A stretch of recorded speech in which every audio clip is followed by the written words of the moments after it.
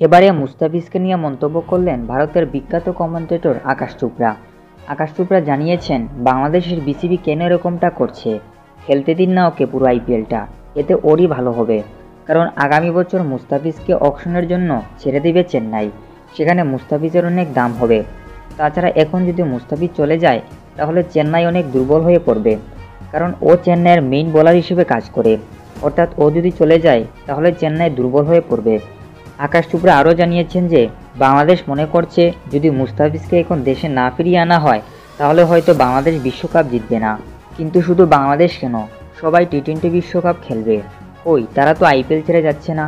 আমার মনে হয় মুস্তাফিজকে আইপিএল খেলতে দেওয়া উচিত। এতে মুস্তাফিজের অভিজ্ঞতা যেমন বাড়বে, ঠিক তেমনি পরবর্তী বছরের জন্য অকশনীয় মুস্তাফিজের দাম অনেক বৃদ্ধি পাবে। কারণ এ পর্যন্ত তিনি 7 ম্যাচে 11টি উইকেট শিকার করেছেন। তাই স্বাভাবিকভাবেই মুস্তাফিজ যদি পুরো আইপিএল মৌসুম খেলেন তাহলে অবশ্যই আরও ভালো কিছু করবে। তো এ বিষয়ে আপনাদের মতামত কী তা অবশ্যই নিচের কমেন্ট বক্সে লিখে জানাবেন। আর চ্যানেলে নতুন এসে থাকলে খেলাধুলার সব খবরাখবর পেতে অবশ্যই চ্যানেলটিকে সাবস্ক্রাইব করে রাখবেন। ধন্যবাদ সবাইকে।